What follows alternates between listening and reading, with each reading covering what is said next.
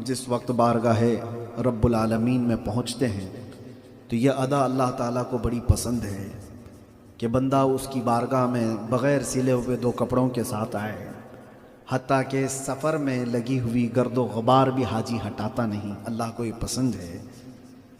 بہت ساری حلال چیزیں ہیں جو حاجی کو احرام کی حالت میں حرام کر دی گئی ہیں۔ اس کو اپنی بیوی کے ساتھ جو حلال ہے، شہوت اس وقت احرام کی حالت میں حرام کر دی گئی۔ خوشبو لگانا حلال ہے عام دنوں میں، لیکن احرام کی حالت میں حرام کر دی گئی، کیونکہ اللہ کریم کی بارگاہ میں تم اپنا تکبر دکھانے نہیں آئے بلکہ اپنی عاجزی وہاں پر لے کر کے آئے ہو۔ سر کو ڈھانکنے تک کی اجازت نہیں ہے حاجی کو کہ کھلے سر رہو۔ بارگاہ رب العزت میں آئے ہوں، بال بڑھ گئے ہوں، ناخن بھی بڑھ گئے ہوں، پھر بھی مت کاٹو احرام کی حالت میں ہو۔ در حقیقت ہم نے دیکھا ہے یہ والی کیفیت جو ہے نا، جیل کے اندر قیدی کی بھی ایسی ہوتی ہے۔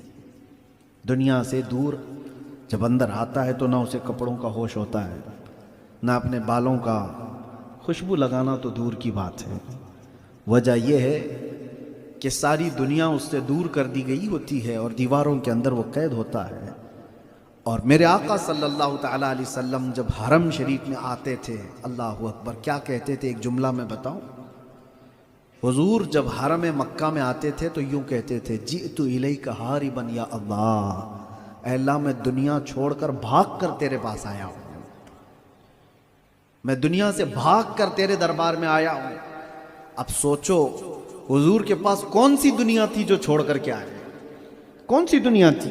کھجور کے چھال کا بستر، ہاتھ کا تکیہ، وہ مشکیزہ چمڑے کا کل اثاثہ جو گھروں کے اندر موجود تھا۔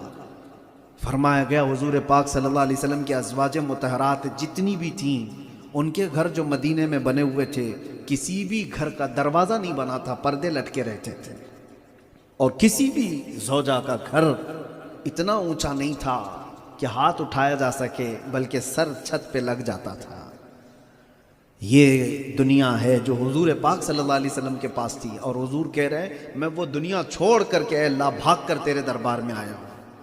آج ہم پوری دنیا لے کر کے وہاں پہنچتے ہیں۔ اب کے زمانے میں جو حج ہیں یا عمرے ہیں، اللہ تبارک و تعالیٰ ضائع اور برباد ہونے سے بچائے۔ بہت کم لوگ ہیں۔ عبداللہ ابن مبارک رضی اللہ تعالیٰ عنہ فرماتے ہیں وہ حج کیے 1 سال، اور خانہ کعبہ کے پاس طواف کرنے کے بعد انہیں نیند لگ گئی۔ انہوں نے فرشتوں